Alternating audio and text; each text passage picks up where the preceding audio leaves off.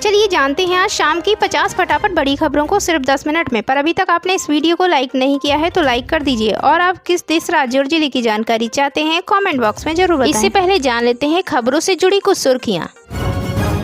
लाल कृष्ण आडवाणी की तबीयत बिगड़ी, दिल्ली एम्स में कराए गए भर्ती। फिनलैंड में होने जा रहा बर्ड फ्लू वैक्सीनेशन, ऐसा करने वाला दुनिया का पहला देश बना। ओम बिरला ने रचा इतिहास, जाखड़ के बाद दूसरी बार लोकसभा अध्यक्ष बनने वाले राजस्थान के बने दूसरे नेता।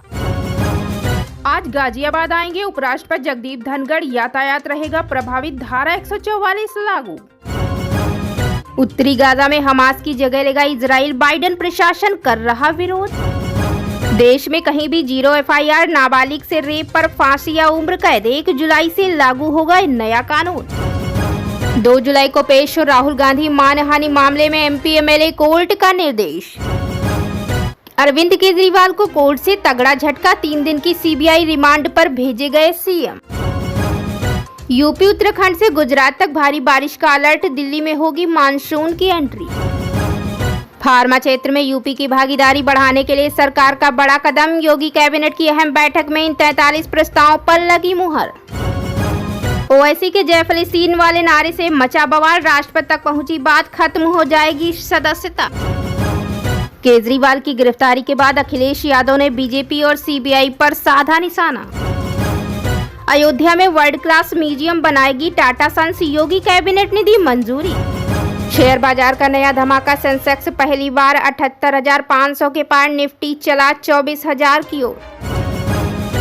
चांदी में जबरदस्त गिरावट और सोने में आई चमक। चलिए जानते हैं आज के ताजा। तो चलिए बढ़ते हैं दोस्तों अपनी पहली और बहुत ही महत्वपूर्ण खबर की ओर। लाल कृष्ण आडवाणी की तबीयत बिगड़ी, दिल्ली एम्स में कराए गए भर्ती। जी हां, बता दें पूर्व डिप्टी प्रधानमंत्री और भारतीय जनता पार्टी के कद्दावर नेता लाल कृष्ण आडवाणी की तबीयत बिगड़ने के बाद उन्हें दिल्ली के एम्स में भर्ती कराया गया है। जानकारी के मुताबिक उन्हें उम्र संबंधी तकलीफ होने के बाद अस्पताल ले जाया गया।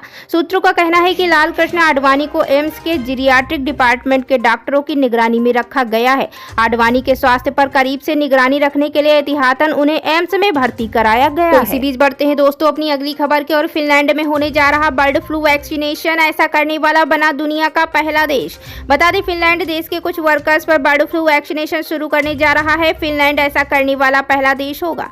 फिनलैंड के कुछ हिस्सों में टीकाकरण अगले सप्ताह की शुरुआत में शुरू हो सकता है। फिनलैंड ने वैक्सीन निर्माता कंपनी CSL सेक्यूरस से 15 देशों के लिए 40 मिलियन डोज मंगवाए हैं, जो कि 10,000 लोगों को लगाए जाएंगे। इसकी 2 खुराक लगाई जाएंगी।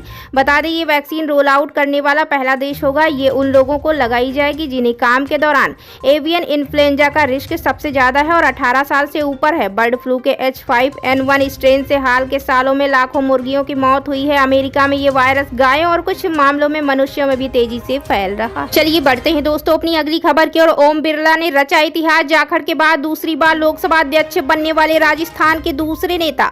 बता दें लोकसभा स्पीकर पद के लिए ओम बिरला ध्वनिमत से चुने गए हैं। बीजेपी के नेतृत्व वाले NDA के उम्मीदवार ओम बिरला ने कांग्रेस के K सुरेश को चुनाव में हरा दिया है। ओम बिरला को लोकसभा स्पीकर चुने जाने के बाद बिरला को चेयर तक प्रधानमंत्री नरेंद्र मोदी और लोकसभा में नेता प्रतिपक्ष राहुल गांधी ने छोड़ा। PM मोदी ने ओम बिरला को बधाई देते हुए कहा, मैं पूरे सदन को बधाई देता हूं। हम सभी का विश्वास है कि आने वाले 5 साल में आप हमारा मार्गदर्शन करेंगे। बता दें कि ओम बिरला लगातार दूसरी बार लोकसभा अध्यक्ष बनने वाले 5वें नेता हैं। तो बढ़ते हैं दोस्तों अगली खबर की ओर। उत्तरी गाजा में हमास की जगह लेगा इजराइल, बाइडेन प्रशासन कर रहा विरोध। बता दें इजराइल और हमास के बीच लगातार युद्ध जारी है। इस दौरान कई लोगों की मौत हो चुकी है। इजराइल के राष्ट्रीय सुरक्षा सलाहकार तजाती हानेगबी ने मंगलवार को कहा कि यरूशलेम जल्द ही उत्तरी गाजा में हमास शासन को बदलने की योजना लागू करेगा। रिचमैन विश्वविद्यालय के वार्षिक हर्जनीय सम्मेलन में हानेगबी ने कहा कि हमास की शासन करने की सैन्य क्षमता के पतन से उन देशों के लिए अवसर खुलेंगे जो गाजा में हमास के विकल्प के रूप में स्थानीय नेतृत्व के साथ एक शासन व्यवस्था देखना चाहते हैं ताकि वे इस प्रक्रिया में शामिल हो सके। उन्होंने बताया कि गाजा के नए नेतृत्व में इजराइल के अब्राहम समझौते के साझेदार संयुक्त राज्य अमेरिका, यूरोपीय संघ और संयुक्त राष्ट्र शामिल होंगे, जबकि इजराइल सेना हमास की उपस्थिति को समाप्त करने के लिए काम जारी रखेगी। बढ़ते हैं दोस्तों अपनी अगली और बहुत ही महत्वपूर्ण खबर की ओर। देश में कहीं भी 0 FIR, नाबालिग से रेप पर फांसी या उम्र कैद। 1 जुलाई से लागू होगा नया कानून। बता बता दें 1 जुलाई 2024 से देश में 3 नए आपराधिक कानून लागू होने वाले हैं। इस तरह देश में भारतीय न्याय संहिता, भारतीय नागरिक सुरक्षा संहिता और भारतीय साक्ष्य अधिनियम लागू होंगे। इस नए कानून में कई पुराने नियमों को बदल दिया गया है और उनकी जगह नए नियम लाए गए हैं। नए कानून के तहत अब देश में कहीं भी 0 FIR दर्ज कराई जा सकती है। इसमें धाराएं भी जुड़ेंगी। इसके अलावा हर थाने में एक पुलिस अफसर की नियुक्ति होगी जिसके पास किसी भी व्यक्ति की गिरफ्तारी से जुड़ी हर जानकारी होगी। दरअसल अपराध प्रक्रिया संहिता 1973 की जगह लाए जा रहे भारतीय नागरिक सुरक्षा संहिता की धारा 43(3) में गिरफ्तारी या अदालत में पेश करते समय कैदी को हथकड़ी लगाने का प्रावधान किया गया। तो बढ़ते हैं दोस्तों अपनी अगली खबर की ओर। आज गाजियाबाद आएंगे उपराष्ट्रपति जगदीप धनखड़, यातायात रहेगा प्रभावित, धारा 144 लागू। बता दें बुधवार को साहिबाबाद में सेंट्रल इलेक्ट्रॉनिक्स लिमिटेड के स्वर्ण जयंती समारोह में भाग लेने के लिए उपराष्ट्रपति जगदीप धनखड़ के दौरे के कारण शहर में सुरक्षा बढ़ा दी गई है। अधिकारियों ने कहा कि शहर में धारा 144 के तहत निषेधाज्ञा लागू रहेगी और यातायात में बदलाव की संभावना है।